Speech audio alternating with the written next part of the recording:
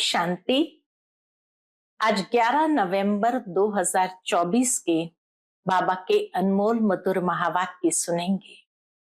आज की बाबा की मुरली धारणा युक्त मुरली है कि जहां बाबा बार बार ये अटेंशन खिंचवा रहे हैं कि बच्चे अपने आप को देखो, अपना चार्ट देखो, अपनी चलन को देखो कि मेरी चलन कोई बेकायदे रूप से तो नहीं चल रहे हैं, कहीं श्रीमत का उल्लंघन तो नहीं हो रहा है। लेकिन बाबा की श्रीमत के अनुसार हमारा हर कदम है। साथ ही बाबा कहे हमेशा ये अटेंशन रहे, जो कर्म हम करेंगे हमें देख और करेंगे, तो इसीलिए मेरे कर्म श्रेष्ठ है। कभी मुरली मिस तो नहीं करते हैं, मिथ्या अहंकार तो नहीं आ जाता है।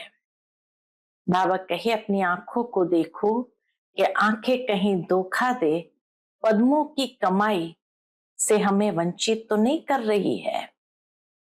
हमेशा अंतर्मुखी होकर के बाबा को याद करें और विकर्मों से बचे रहे। तो सुनते हैं आज के बाबा के अनमोल धारणा युक्त महावाक्य। ओम शांति। मीठे बच्चे, अपने ऊपर पूरी नजर रखो, कोई भी बेकायदे चलन नहीं चलना। श्रीमत का उल्लंघन करने से गिर जाएंगे। आज की मुरली से प्रश्न है, पद्मा पदम पति बनने के लिए कौन सी खबरदारी चाहिए? उत्तर, सदैव ध्यान रहे जैसा कर्म हम करेंगे हमें देख और भी करने लगेंगे। किसी भी बात का मिथ्या अहंकार न आए, मुरली कभी भी मिस न हो। मनसा वाचा कर्मणा अपनी संभाल रखो। ये आंखें धोखा न दे तो पद्मों की कमाई जमा कर सकेंगे। उसके लिए अंतर्मुखी होकर बाप को याद करो और विकर्मों से बचे रहो। ओम शांति। रूहानी बच्चों को बाप ने समझाया है, यहां तुम बच्चों को इस ख्याल में जरूर बैठना होता है, ये बाबा भी है, टीचर और सतगुरु भी है, और यह भी महसूस करते हो बाबा को याद करते करते पवित्र बन पवित्र धाम में जाकर पहुंचेंगे। बाप ने समझाया है कि पवित्र धाम से ही तुम नीचे उतरते हो, परम धाम से ही नीचे उतरते हो।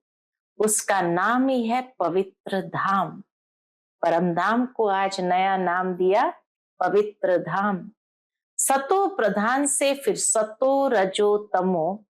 अभी तुम समझते हो कि हम नीचे गिरे हुए हैं, अर्थात वैशाली में है। बल तुम संगम युग पर हो, परंतु ज्ञान से तुम जानते हो कि हमने किनारा किया हुआ है। फिर भी अगर हम शिव बाबा की याद में रहते हैं तो शिवालय दूर नहीं है। शिव बाबा को याद नहीं करते तो शिवालय बहुत दूर है। सजाएं खानी पड़ेगी, नेचुरल है। शिव बाबा को याद नहीं करते तो शिवालय तो दूर है ही है, सजाएं भी खानी पड़ती है तो बहुत दूर हो जाता है। तो बाप बच्चों को कोई जास्ती तकलीफ नहीं देते हैं। क्या कहते हैं? पहली पहली धारणा, एक तो बार बार कहते हैं मनसा वाचा कर्मणा पवित्र बनना है, अपने शिवालय में जाना है, पवित्र धाम में जाना है। तो बाबा बार बार कहते हैं मनसा वाचा कर्मणा पवित्र बनना है। ये आंखें भी बड़ा धोखा देती है, इनसे बहुत संभाल कर चलना होता है।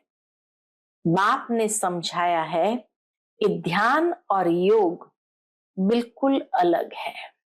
ध्यान अलग चीज है, योग अलग चीज है। योग अर्थात याद, आंखें खुली होते भी तुम याद कर सकते हो। ध्यान को कोई योग नहीं कहा जाता है।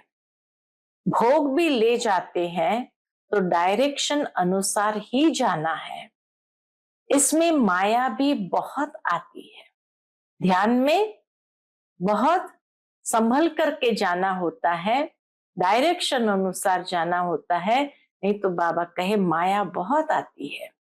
माया ऐसी है जो एकदम नाक में दम कर देती है। जैसे बाप बलवान है, वैसे माया भी बड़ी बलवान है। इतनी बलवान है जो सारी दुनिया को वैशाली में ढकेल दिया है। इसलिए इसमें बहुत खबरदारी रखनी होती है। बाप के कायदे अनुसार याद चाहिए। बाप की याद भी कायदे अनुसार चाहिए। बेकायदे कोई काम किया तो एकदम गिरा देती है। माया ऐसी है जो एकदम गिरा देती है। ध्यान आदि की कभी कोई इच्छा नहीं रखनी है। इच्छा मात्रम अविद्या। बाप तुम्हारी सब मनोकामनाएं बिगर मांगे पूरी कर देते हैं। अगर बाप की आज्ञा पर चले तो, बाबा की एक एक आज्ञा पर चले तो बाबा कहे मैं आपकी सारी मनोकामनाएं बिगर मांगे ही पूरी कर देता हूं। अगर बाप की आज्ञा न मान उल्टा रास्ता लिया तो हो सकता है स्वर्ग के बदले नरक में ही गिर जाए। गायन भी है, गज को ग्राह ने खाया। बहुतों को ज्ञान देने वाले, भोग लगाने वाले आज है कहां? क्योंकि बेकायदे चलन के कारण पूरे मायावी बन जाते हैं। डीटी बनते बनते डेविल बन जाते हैं। बाप जानते हैं कि बहुत अच्छे पुरुषार्थी जो देवता बनने वाले थे वो असुर बन असुरों के साथ रहते हैं, ट्रेटर हो जाते हैं। बाप का बनकर फिर माया के बन जाते, उन्हें ट्रेटर कहा जाता है। अपने ऊपर नजर रखनी होती है। श्रीमत का उल्लंघन किया तो यह गिरे, पता भी नहीं पड़ेगा। बाप तो बच्चों को सावधान करते हैं कि कोई ऐसी चलन न चलो जो रसाताल में पहुंच जाओ। कल भी बाबा ने समझाया, बहुत गोप है, आपस में कमेटियां आदि बनाते हैं, जो कुछ करते हैं श्रीमत के आधार बिगर करते हैं तो डिससर्विस करते हैं। बिगर श्रीमत करेंगे तो गिरते ही जाएंगे। बाबा ने शुरू में कमेटी बनाई थी तो माताओं की बनाई थी, क्योंकि कलश तो माताओं को ही मिलता है। वंदे मातरम गाया हुआ है ना। अगर गोप लोग कमेटी बनाते हैं तो वंदे गोप तो गायन नहीं है, ये गायन तो है नहीं। वंदे गोप श्रीमत पर नहीं तो माया के जाल में फंस पड़ते हैं। बाबा ने माताओं की कमेटी बनाई, उन्हों के हवाले सब कुछ कर दिया। पुरुष अक्सर करके देवाला मारते हैं, स्त्रियां नहीं। तो बाप भी कलश माताओं पर रखते हैं। इस ज्ञान मार्ग में माताएं भी देवाला मार सकती है। पद्मा पदम भाग्यशाली जो बनने वाले हैं वह माया से हार खाकर देवाला मार सकते हैं। इसमें स्त्री पुरुष दोनों देवाला मार सकते हैं और मारते भी है, मार सकते हैं और मारते भी है। कितने हार खाकर चले गए तो या देवाला मार दिया ना। बाप समझाते हैं भारतवासियों ने तो पूरा देवाला मारा है। माया कितनी जबरदस्त है जो समझ नहीं सकते हैं हम क्या थे, कहां से एकदम नीचे आकर गिरे हैं। यहां भी ऊंच चढ़ते चढ़ते फिर श्रीमत को भूल अपनी मत पर चलते हैं तो देवाला मार देते हैं।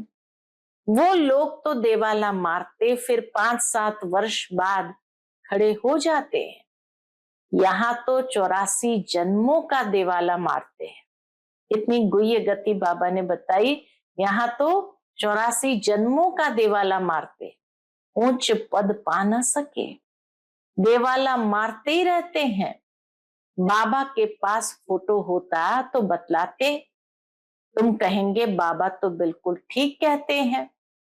ये कितना बड़ा महारथी था, बहुतों को उठाते थे, आज है नहीं, दिवाले में है। बाबा घड़ी घड़ी बच्चों को सावधान करते रहते हैं। अपनी मत पर कमेटियां आदि बनाना इसमें कुछ रखा नहीं है। आपस में मिलकर जरमुई जरमुई करना, ये ऐसा करता था, फलाना ऐसा करता था, सारा दिन यही करते रहते हैं। बाप से बुद्धि योग लगाने से ही सतो प्रधान बनेंगे। बाप का बने और बाप से योग नहीं तो घड़ी घड़ी गिरते रहेंगे। कनेक्शन ही टूट पड़ता है। लिंक टूट जाए तो घबराना नहीं चाहिए। माया हमें इतना तंग क्यों करती है? अगर बुद्धि योग टूट गया तो बाबा के एकदम घबराहट में नहीं आओ, ये देखो माया हमें इतना तंग क्यों करती है। कोशिश कर बाप के साथ लिंक जोड़नी चाहिए, नहीं तो बैटरी चार्ज कैसे होगी? विकर्म होने से बैटरी डिस्चार्ज होती है। विकर्म जैसे किया तो बैटरी एकदम डिस्चार्ज हो जाती है। शुरू में कितने ढेर के ढेर बाबा के आकर बने, भट्ठी में आए, फिर आज कहाँ है? गिर पड़े क्योंकि पुरानी दुनिया याद आई। अभी बाप कहते हैं मैं तुमको बेहद का वैराग्य दिलाता हूं। इस पुरानी दुनिया से दिल नहीं लगाओ, दिल स्वर्ग से लगाने है। अगर ऐसा लक्ष्मी नारायण बनना है तो मेहनत करनी पड़े। छोटे हॉल में लक्ष्मी नारायण की ट्रांसलाइट थी, उसको दिखाते हुए बाबा कहे ऐसा लक्ष्मी नारायण बनना है तो मेहनत करनी पड़े। बुद्धि योग एक बाप के साथ होना चाहिए। पुरानी दुनिया से वैराग्य, सुख धाम और शांति धाम को याद करो। जितना हो सके उठते बैठते चलते फिरते बाप को याद करो। यह तो बिल्कुल ही सहज है। तुम यहाँ आए ही हो नर से नारायण बनने के लिए। सबको कहना है कि अब तमो प्रधान से सतो प्रधान बनना है, क्योंकि रिटर्न जर्नी होती है। वर्ल्ड की हिस्ट्री ज्योग्राफी रिपीट माना नर्क से स्वर्ग, फिर स्वर्ग से नर्क, यह चक्र फिरता ही रहता है। बाप ने कहा है यहाँ स्वदर्शन चक्रधारी होकर बैठो। इसी याद में रहो कि हमने कितनी बार चक्कर लगाया है। अभी फिर से हम देवता बन रहे हैं। दुनिया में कोई भी इस राज को नहीं समझते हैं। ये ज्ञान देवताओं को है नहीं। ये ज्ञान तो देवताओं को है नहीं, वह तो है ही पवित्र। उनमें ज्ञान ही नहीं जो शंख बजाए। इसलिए ये अलंकार ब्राह्मणों के हैं। वह पवित्र है, उनको यह निशानी देने की दरकार नहीं है। निशानी तब होती है जब दोनों इकट्ठे होते हैं। तुमको भी निशानी नहीं, क्योंकि तुम आज देवता बनते बनते कल असुर बन जाते हो। इसलिए यह अलंकार बाबा के तुमको भी नहीं दे सकते हैं, क्योंकि आज देवता बनते बनते कल असुर बन जाते हो। बाप देवता बनाते, माया असुर बना देती है। बाप जब समझाते हैं तब पता पड़ता है कि सचमुच हमारी अवस्था गिरी हुई है। कितने बेचारे शिव बाबा के खजाने में जमा कराते, फिर मांग कर असुर बन जाते हैं। जमा करते बाबा के यज्ञ में, फिर मांग कर असुर बन जाते हैं। इसमें योग की ही सारी कमी है। योग से ही पवित्र बनना है। बुलाते भी हो बाबा आओ, हमें पतित से पावन बनाओ, जो हम स्वर्ग में जा सके। याद की यात्रा है ही पावन बन, उच्च पद पाने के लिए। जो मर जाते हैं फिर भी जो कुछ सुना है तो शिवालय में आएंगे जरूर। पद भल कैसा भी पाए, एक बार याद किया तो स्वर्ग में आएंगे जरूर, बाकी ऊंच पद पा न सके। स्वर्ग का नाम सुनकर खुश होना चाहिए। फेल हो, पाए पैसे का पद पा लिया, इसमें खुश नहीं हो जाना है। फीलिंग तो आती है ना, मैं नौकर हूं, पिछाड़ी में तुम्हें सब साक्षात्कार होंगे कि हम क्या बनेंगे, हमसे क्या विकर्म हुआ जो ऐसी हालत हुई है। मैं महारानी क्यों नहीं बनी। कदम कदम पर खबरदारी से चलने से तुम पद्मा पदम पति बन सकते हो। मंदिरों में देवताओं को पद्म की निशानी दिखाते हैं, पद्म के ऊपर खड़ा करते हैं। दर्जे में फर्क हो जाता है। आज की राजाई का कितना दबदबा रहता है तो अल्पकाल का। सदा काल के राजा तो बन न सके, तो भी बाप कहते हैं तुम्हें लक्ष्मी नारायण बनना है तो पुरुषार्थ भी ऐसा चाहिए। लक्ष्मी नारायण बनना है तो पुरुषार्थ भी ऐसा चाहिए। कितना हम औरों का कल्याण करते हैं, देखो अपने आप में अंतर्मुख हो, कितना समय बाबा की याद में रहते हो। अभी हम जा रहे हैं अपने स्वीट होम में, फिर आएंगे सुखधाम में। ये सब ज्ञान का मंथन अंदर में चलता रहे। बाप में ज्ञान और योग दोनों है, तुम्हारे में भी होना चाहिए। जानते हो हमें शिव बाबा पढ़ाते हैं तो ज्ञान भी हुआ और याद भी हुई। ज्ञान और योग दोनों साथ साथ चलता है। ऐसे नहीं योग में बैठो, बाबा को याद करते रहो और नॉलेज भूल जाए। बाप योग सिखलाते हैं तो नॉलेज भूल जाते हैं क्या? सारी नॉलेज उनमें रहती है। तुम बच्चों में भी नॉलेज होनी चाहिए, पढ़ना चाहिए। जैसा कर्म मैं करूंगी मुझे देख और भी करेंगे। मैं मुरली नहीं पढ़ूंगा तो और भी नहीं पढ़ेंगे।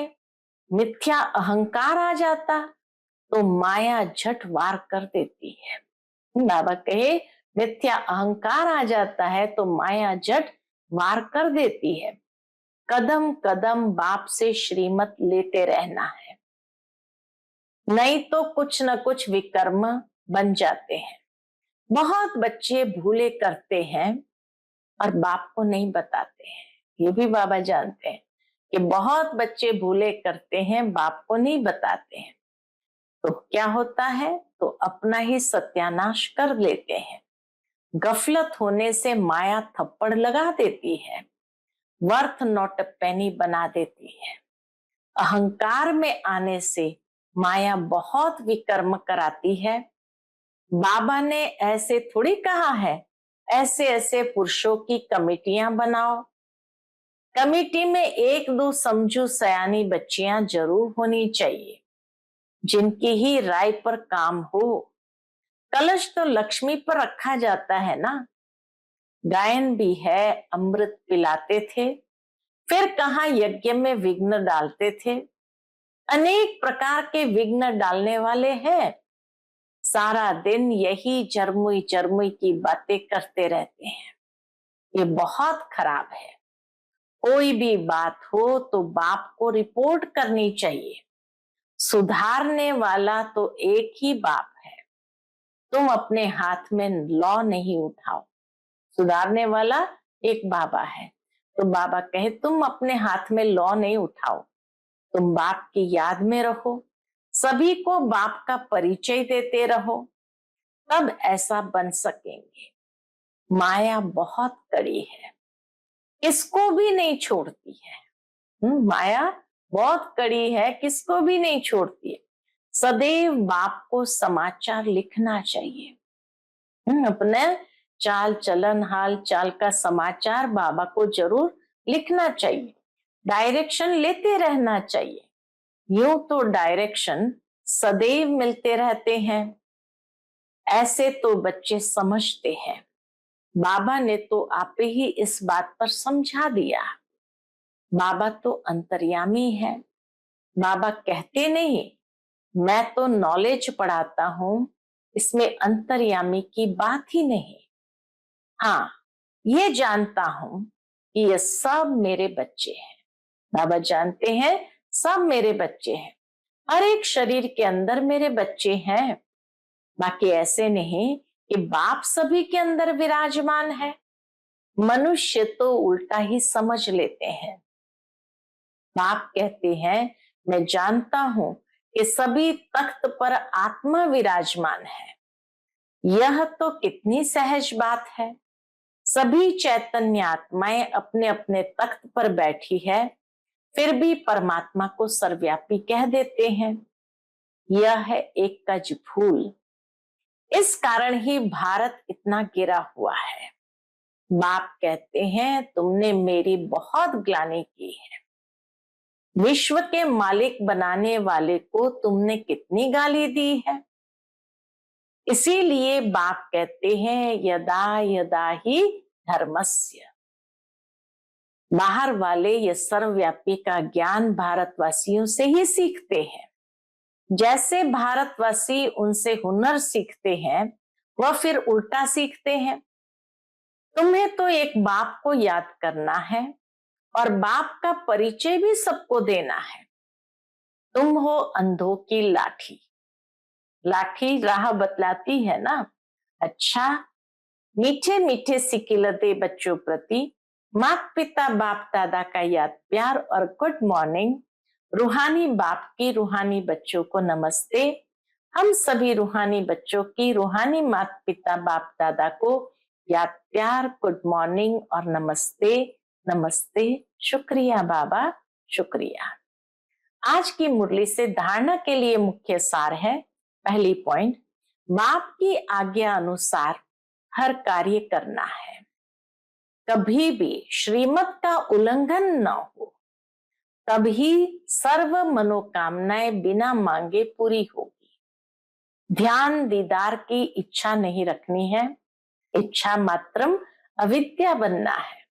दूसरी पॉइंट, आपस में मिलकर झरमुई झरमुई एक दूसरे का पर चिंतन नहीं करना है। अंतर्मुख हो अपनी जांच करनी है कि हम बाबा की याद में कितना समय रहते हैं। ज्ञान का मंथन अंदर चलता है। देखो, आज का बाप दादा का मधुर वरदान हम बच्चों के प्रति है। हर आत्मा के संबंध संपर्क में आते सबको दान देने वाले महादानी वरदानी भव। हर आत्मा के संबंध संपर्क में आते सबको दान देने वाले महादानी वरदानी भव। सारे दिन में जो भी संबंध संपर्क में आए उसे कोई ना कोई शक्ति का, ज्ञान का, गुण का दान दो। आपके पास ज्ञान का भी खजाना है तो शक्तियों और गुणों का भी खजाना है। तो कोई भी दिन बिना दान दिए खाली न जाए, तब कहेंगे महादानी। दूसरा, दान शब्द का रूहानी अर्थ है सहयोग देना। तो अपनी श्रेष्ठ स्थिति के वायुमंडल द्वारा और अपनी वृत्ति के वाइब्रेशन द्वारा हर आत्मा को सहयोग दो, तब कहेंगे वरदानी। आज का स्लोगन है, जो बाप दादा और परिवार के समीप है उनके चेहरे पर संतुष्टता, रूहानियत और प्रसन्नता की मुस्कुराहट रहती है। जो बाप दादा और परिवार के समीप है उनके चेहरे पर संतुष्टता, रूहानियत और प्रसन्नता की मुस्कुराहट रहती है। अच्छा, ओम शांति।